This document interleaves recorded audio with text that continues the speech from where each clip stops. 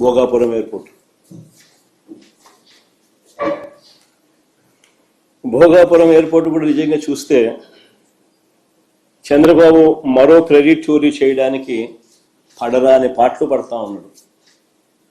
Bhogapuram international airport story కూడా చూస్తే అసలు క్రెడిట్ చోరీ అన్నది చేయడం కోసం ఎన్ని పడరాని పాటలు పడతా ఉన్నాడు చంద్రబాబు నాయుడు అన్నదానికి ఇది ఇంకొక ఎగ్జాంపుల్.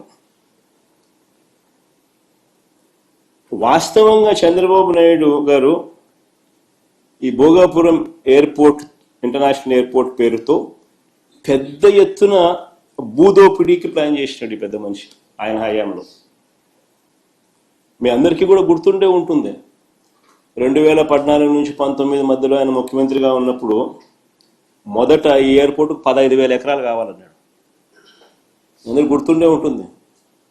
ఎయిర్పోర్ట్కి ఏంద్రానైనా 15,000 ఎకరాలు ఏంద్రానైనా అని చెప్పి ప్రజలు విస్తుపోయినారు. తర్వాత 5,000 ఎకరాలు అన్నాడు.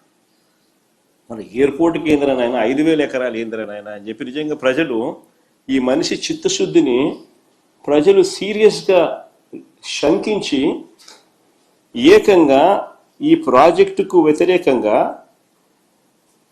130 కోర్టు కేసులు ఫైల్ అయినాయి.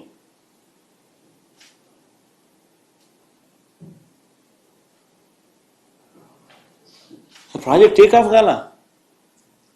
తర్వాత మేము అధికారంలోకి వచ్చిన తర్వాత ప్రాజెక్ట్ సైజును 2,200 ఎకరాలు ఎయిర్పోర్టుకు, ఇంకొక 500 ఎకరాలు ఏరో సిటీకి, మొత్తం 2,703 ఎకరాలకు కుదించి what is reasonable, what is the size.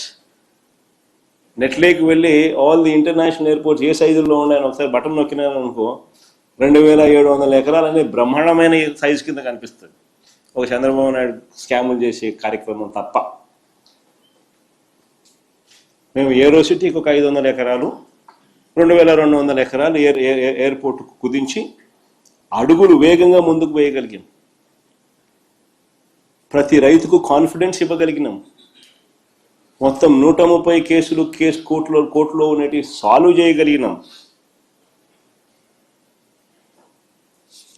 Solve చేసి భూసేకరణ పూర్తి చేసి 3 గ్రామాలలో సుమారు 400 కుటుంబాలను తరలించి దాదాపుగా 960 కోట్ల రూపాయలు ఖర్చు చేసి ల్యాండ్ అక్విజిషన్ పూర్తి చేసినాం.